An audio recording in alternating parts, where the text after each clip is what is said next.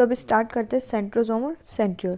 Centrosome ऐसा organelle है जो यूजुअली दो सिलेंड्रिकल स्ट्रक्चर से मिलके बना होता है, जिनको सेंट्रियोल बोलते हैं। ये सराउंडेड होता है एक अमॉर्फस पेरिस सेंट्रियोलर मटेरियल से, और जो दोनों सेंट्रियोल्स हैं वो सेंट्रोसोम में एक दूसरे के परपेंडिकुलर होती हैं, और हर एक का स्ट्रक्चर, हर एक सेंट्रियोल का स्ट्रक्चर कार्टव्हील लाइक मतलब बैलगाड़ी के पहिए की तरह होता है। They are made up of 9 evenly spaced peripheral fibrils of tubulin protein, मतलब ये हर एक जो है वो नंबर में 9 और एक दूसरे से इक्वली डिस्टेंस पर प्रेजेंट पेरिफेरल ट्यूबुलिन फाइब्रिल्स जो कि प्रोटीन के बने होते हैं उससे बने हुए होते हैं। हर एक पेरिफेरल फाइब्रिल एक ट्रिपलेट होता है और आसपास के जो एडजेसेंट ट्रिपलेट्स हैं वो भी आपस में लिंक्ड होते हैं। सेंट्रियोल का अंदर वाला पार्ट, बिल्कुल जो अंदर वाला पार्ट है, कोर पार्ट, वो भी प्रोटीन का बना होता है जिसको हब बोला जाता है। ये पेरिफेरल ट्रिपलेट्स, जो पेरिफेरल ट्रिपलेट्स के ट्यूब्स हैं वो भी जुड़े हुए होते हैं रेडियल स्पोक के थ्रू, और ये रेडियल स्पोक भी प्रोटीन का बना होता है। सेंट्रियोल सीलिया और फ्लैजिला का बेसल बॉडी बनाता है, और spindle fibre animal cell division के बाद में स्पिंडल एपरेटस बनाता है। तो अब हम स्टार्ट करते हैं न्यूक्लियस। न्यूक्लियस सेलुलर ऑर्गेनेल जिसकी फर्स्ट डिस्कवरी रॉबर्ट ब्राउन ने 1831 में की थी। बाद में न्यूक्लियस में मिलने वाला जो मटेरियल है जो कि बेसिक डाई से स्टेन हो जाता है उसको क्रोमेटिन नाम दिया गया फ्लेमिंग के द्वारा। इंटरफेज न्यूक्लियस मतलब सेल का न्यूक्लियस जब वो डिवाइड नहीं कर रहा है उसमें हाईली एक्सटेंडेड और इलोबोरेट न्यूक्लियोप्रोटीन फाइबर्स मिलते हैं जिसको क्रोमेटिन बोला जाता है। न्यूक्लियर मैट्रिक्स और एक और स्फेरिकल बॉडी मिलती है जिसको न्यूक्लियोलाई या न्यूक्लियोलस बोला जाता है। जब हमने बाद में इलेक्ट्रॉन माइक्रोस्कोप से स्टडी की न्यूक्लियर एनवेलोप की, तब हमको पता लगा कि न्यूक्लियर एनवेलोप में दो मेम्ब्रेन होती है जो कि एक दूसरे के पैरेलल होती है। उसमें एक स्पेस होता है जो 10 to 15 नैनोमीटर तक का होता है जिसको पेरी न्यूक्लियर स्पेस बोला जाता है, जो कि बैरियर की तरह काम करता है न्यूक्लियस में मिलने वाले मटेरियल मतलब न्यूक्लियोप्लाज्म और साइटोप्लाज्म के बीच में। आउटर मेम्ब्रेन यूजुअली कंटिन्यूअस होती है एंडोप्लाज्मिक रेटिकुलम तक, और इसके ऊपर राइबोसोम भी हमको देखने को मिलते हैं। अब जिस जगह पर न्यूक्लियर एनवेलोप इंटरप्ट करते हैं वहाँ पर छोटे छोटे पोर्स बन जाते हैं जो कि दो जो न्यूक्लियर मेम्ब्रेन है उनके फ्यूजन होने से बनते हैं। अब ये जो हमारे न्यूक्लियर पोर हैं वो पैसेज प्रोवाइड करते हैं न्यूक्लियर मटेरियल में मिलने वाले जो कुछ प्रोटीन मॉलिक्यूल्स हैं और आरएनए हैं, उनको पैसेज प्रोवाइड करते हैं, उनको पाथ प्रोवाइड करते हैं न्यूक्लियोप्लाज्म से साइटोप्लाज्म की तरफ जाने के लिए और साइटोप्लाज्म से न्यूक्लियोप्लाज्म की तरफ आने के लिए, मतलब बोथ डायरेक्शन में इनको जाने के लिए पाथ प्रोवाइड करते हैं।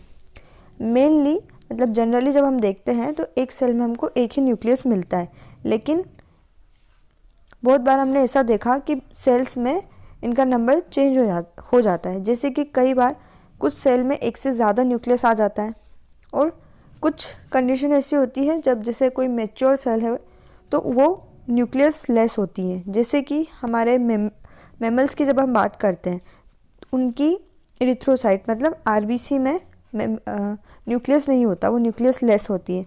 और वहीं जब हम लोग एंडोस्पर्मिक प्लांट की बात करते हैं उसकी जो सीव ट्यूब सेल्स होती है वो भी न्यूक्लियस लेस होती हैं।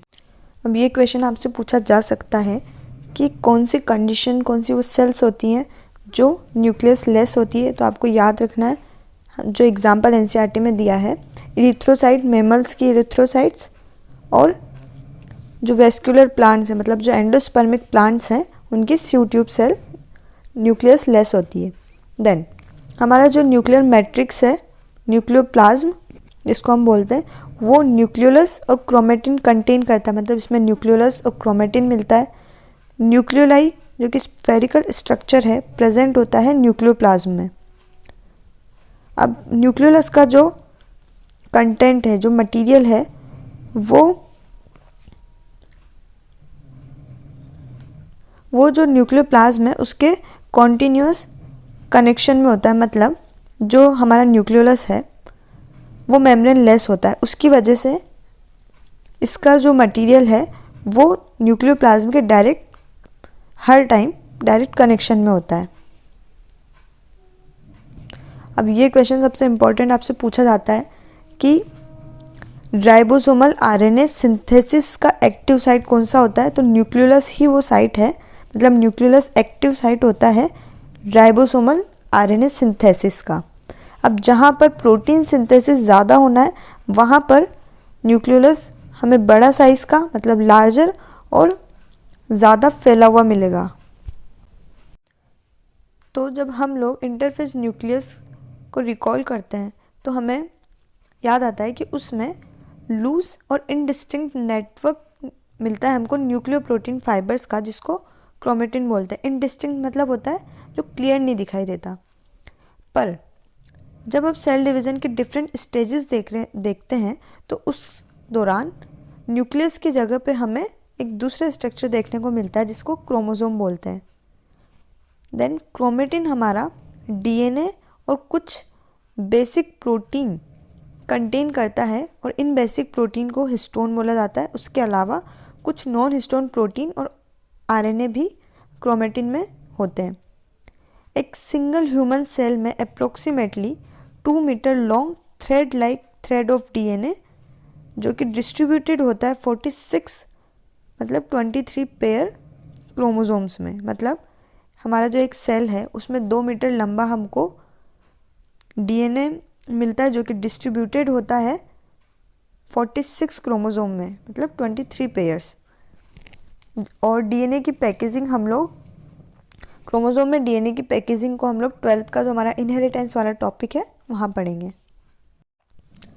हर एक क्रोमोसोम में एक प्राइमरी कॉन्ट्रैक्शन हमें देखने को मिलता है जिसे सेंट्रोमियर बोलते हैं, और ये केवल विजिबल होता है डिवाइडिंग सेल में, ओनली डिवाइडिंग सेल, याद रखना है।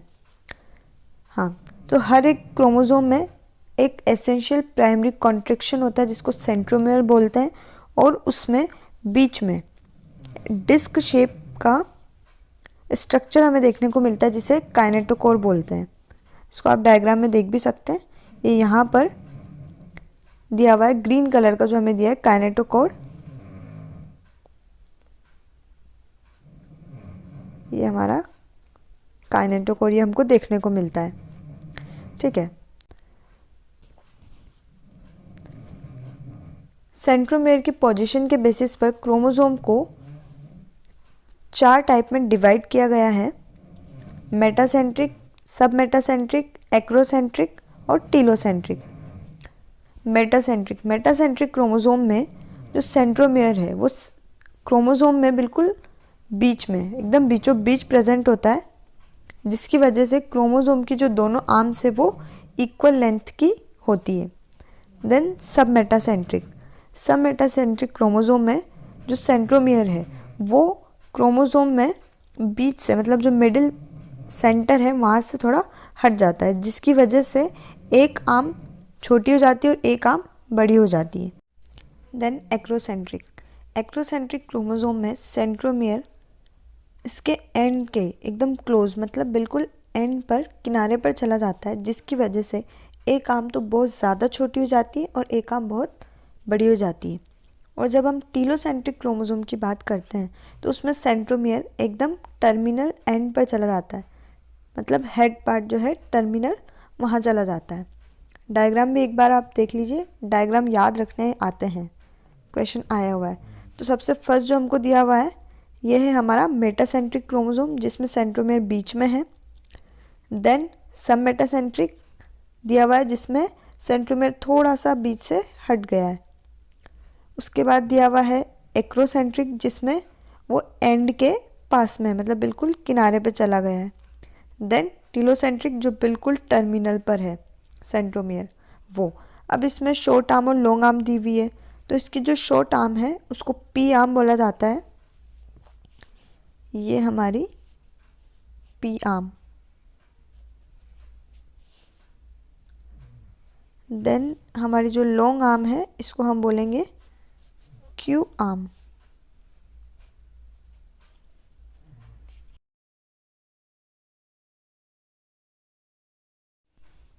कभी कभी कुछ क्रोमोसोम में non standing secondary constriction constant location पर हमें दिखाई देते हैं, जो कि क्रोमोसोम के छोटे से फ्रेगमेंट की फॉर्म में हमें देखने को मिलते हैं, जिन्हें सैटेलाइट बोलते हैं।